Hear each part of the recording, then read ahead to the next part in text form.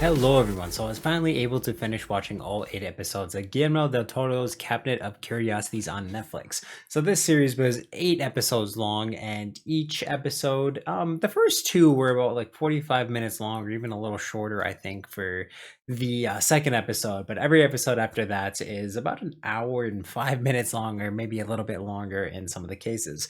But really, the premise of this show is it is an anthology series. It's bizarre nightmares unfold in the 8 tales of terror, and a visually stunning, spine-tingling horror collection curated by Guillermo Del Toro.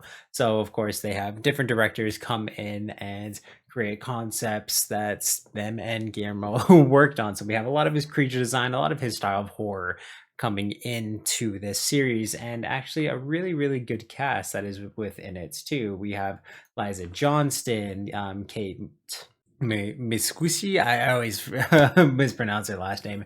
Ben Barnes, Rupert Grins, Andrew Lincoln is in this. Tim Blake Nelson. The list just keeps going on and on. But there is a lot of very talented people who lend themselves to this series. So without further ado, I'm going to do a bit of an episode breakdown, and then of course my whole just review for the series. So yes, let us get into the review for Cabinet of Curiosities on Netflix. All right, so when it comes kind of to the overall of this show, there were a lot of things I really, really did like about it. I found the creature designs, everything like that were really, really cool.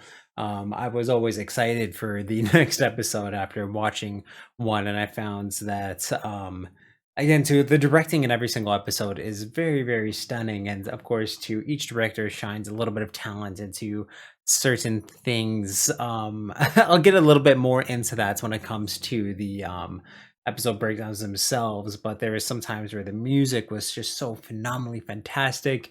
Acting was great all throughout the series, of course. Some of the just directing and kind of horror elements that they would really focus in on these episodes were very, very well done. But it's very, very well produced, very, very well directed, very, very well scored, very, very well acted all throughout. But really, when it comes breaking down to this show, I found that there definitely are my standout episodes and my stand down episodes. I know what my favorites are, and I easily know what my least favorite episodes are. And unfortunately, within every single episode, I found that I don't want to say that there are pacing issues, but a lot of the episodes are very, very slow, that kind of from the start feel like slow burns, but never really built to anything very really climatic or things that felt earned in a lot of ways. I was really let down by a lot of the episodes where I felt like so much was left unexplained, so much was left off the table, things just didn't make sense, or there was things that still needed to happen in order to tell these stories. I feel like a lot of these would have benefited for being full length films or just even longer episodes, and many of them, but like just a lot of the time it did really really feel like so much was missing from these. And each episode I didn't really know where either one, like where each episode was going to go at all, but I always kind of felt let down a little bit by the end of most of these episodes. And like, not knocking, not that they're bad in any sense, I just always felt a little disappointed through the climax of everything, where a lot of times it just felt like that's it. Like that there just have been so much more that was left off the table, and so much more that would have really benefited a lot of these episodes. Again, too, like this was really really good. I had a lot of fun watching it. I can't wait to see more, and I hope we do get to see more of this anthology series because it's something very very cool. But I found a lot of the times it was just missing some horror elements. A lot of times, again, some of the episodes didn't really feel like it knew what it wanted to be, in a sense. So again, it was just really easy for me to pick my standout, my favorite episodes, and really easy for me to pick which episodes I didn't really quite enjoy. So I'm gonna swap over here. Actually, yeah, let me do this one here. Not that it really matters where I'm placed here, but yeah, first episode we have here is Lot 36. To pay off his debts, a man secures a storage unit filled with serious possessions to sell, but soon finds himself in a deadly and desperate situation. So I did quite enjoy this episode. I found it was very, very well acted. There were some decent characters within it, but a lot of the lore around, again, kind of the storage units themselves, the characters themselves, and a lot of kind of what happens with again too, just a lot of the background lore I felt missing from this episode. I found it was very, very well paced, and again, the horror too within it was very, very good. Maybe a little predictable near the ends. It was pretty easy to see how these events were going to play out, just because the character we watch is an absolute jackass. So it's kind of, he's gonna gonna get what's coming to him in a lot of ways. But a decent episode all throughout. Graveyard Rats I found was definitely where Guillermo Del Toro's creature design could really, really shine. Grave robber eyes the riches of a wealthy new arrival to the cemetery, but must survive a maze of tunnels, an army of rodents to secure these jewels. So it's a bit of a story of just being taken advantage of in terms of one's trade and feeling like you can't get ahead. There are times where you might feel sorry for the guy, but a lot of the times he kind of brings it onto his own. I felt he was definitely one of the more weaker characters of this show, not really anyone that you want to root for or cheer for in a lot of ways, but very, very cool creature design. There was some good horror in this episode, and I found it was a very unique concept and something too that did feel like a really good short story by the end of it. So this was a very good episode and definitely one that I would recommend watching. The third one, this is one of my standouts. I don't think it's my favorite, but I do think it is the best episode of the Scientology series. So a seasoned sheriff investigates a dead body in the woods and calls on an old pal, a medical examiner, to help piece together a series of chilling events. I found that the horror, the pacing, everything in this was very, very good. It has a great ending, and probably the best character of the entire series is within this episode, the autopsy. The best protagonist, I want to say. Just absolute fucking badass. I loved how this one went. There is a lot of body horror in this episode, and I do want to say within this series, there is a lot of body horror. So if that's something that you're not really into or something that really creeps you out, this show is going to make you really uncomfortable because there is a ton of it within this series. Definitely quite a bit in Graveyard Rats and a lot in the autopsy, but I love this episode. I found overall it was the best. Really, really enjoyed it. Really tough to watch at points, again too, just because of the body horror type of things that they had, but even too, just the premise of it is something that I found very scary and probably one of the scariest of the series, next to the Pigman's model, but I get into that one when we get there. But the autopsy, I feel like, is a must watch episode if you can kind of get past the body horror and the really disgusting just scenes that they show. The outside is probably my least favorite episode of the season. I just this is one of the ones where I felt like it could have gone so many other ways that would have made it a lot more interesting. But longing to fit in at work, and awkward Stacy begins to use popular lotion that causes an alarming reaction while a nerving transformation takes shape. I just found this one was so slow and kind of built to something that wasn't really complete by the end of the episode. The acting was absolutely great, and it's the girl who plays the main protagonist was just crazy good. And there's almost if you've seen the movie Pearl, there's a really creepy shot near the end of this, or the near the end of that movie, that this episode kind of did the same thing on it and made you very uncomfortable. But I don't know, there was just a lot of this episode that felt like it was left out, it's left unexplained. And again too, just kind of like I was saying before, I kind of that's it episode where it just felt like so much more could have happened. And like most any other events that kind of took place that, or that you conjure up in your head, I felt would have been a little more interesting going throughout this episode.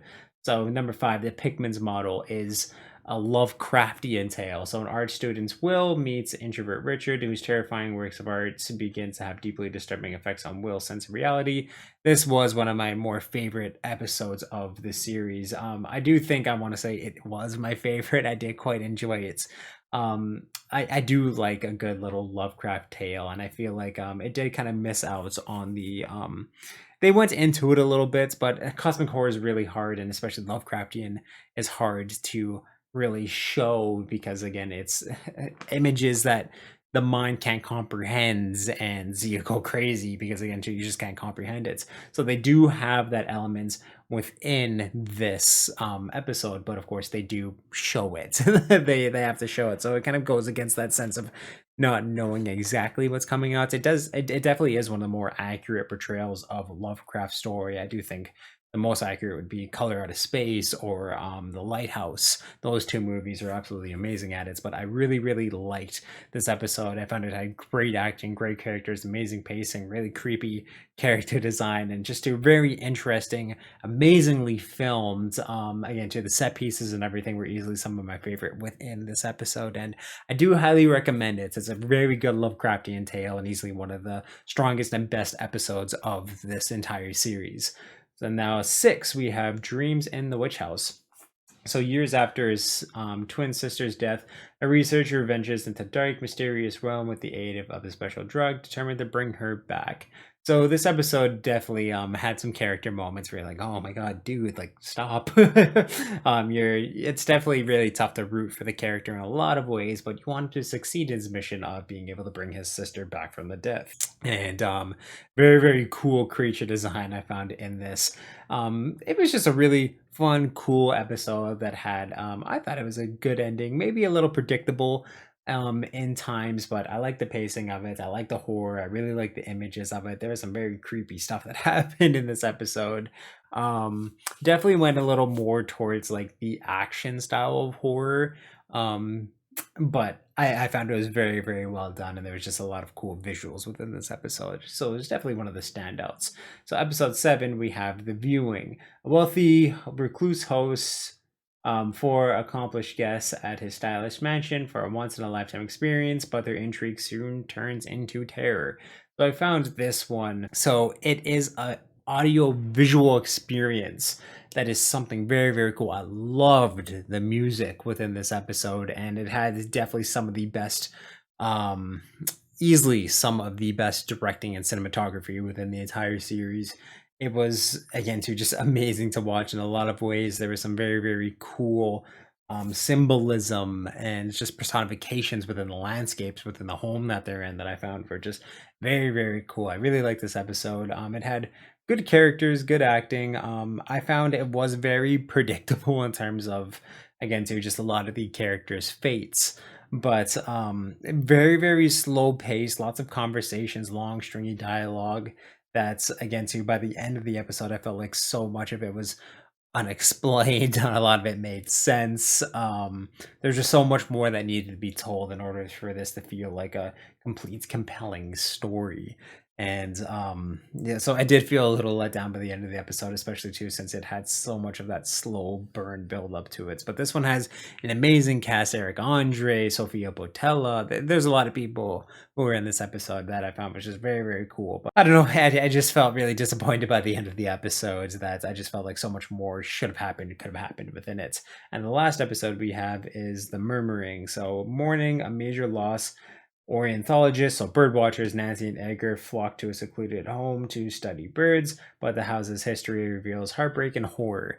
So this was again to one of my favorite episodes of the entire series. It was very, very slow, but it was almost like a Mike Flanagan, so something like Haunting the Hill House, Bly Manor, things like that. That is very, very personal horror where it takes the trauma of the characters and puts them in a location that makes them face a similar trauma that other people experienced, that kind of shows them the road that they could be headed down, and it's a way to, again, to confront their fears but also heal from it, from other people's experiences. And I really, really liked it. It has amazing performances. This is the one that Andrew Lincoln is a part of, and it is a fantastic, just beautiful episode by the end of it. So that it's very slow, but I really, really like the horror that they went for, and I'm a sucker for the Mike Flanagan style of horror and storytelling, and this definitely I feel like was inspired by it quite a bit. But it was one of the standout episodes.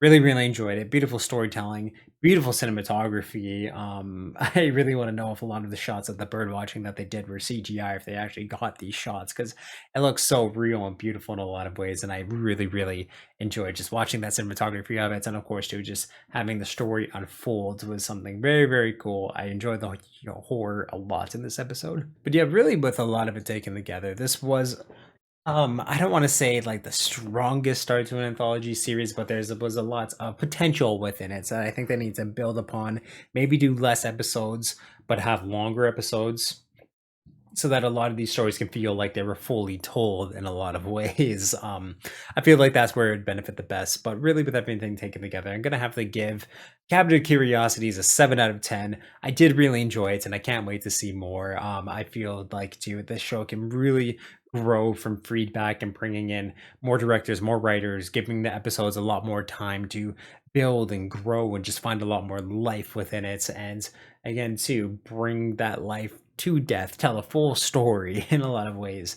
I feel like that's really going to benefit the show in the future. But if you've seen Cabinet of Curiosities, please in the comments down below, let me know what you thought about it and what your favorite episode was. Of course, leave that down in the comments. Give this review a thumbs up if you like what you see here. And of course, thank you for subscribing, turn that little bell on if you want to know when I upload new videos. If you want to check out everything I do on this channel, of course, links up top here. I'll link up top for convenience sake. You can check out the description of this video on my channel bio. There is a link to the Media Mountain in both of those places, and that is my Discord where we talk about movies, video games, comic books, TV, pretty much everything that's awesome in this world. So you can definitely join that amazing community, help make it even more amazing than it is already, and yeah, just awesome, guys. Sky blue eyes, I see a world behind them. No more time sinking into the silence.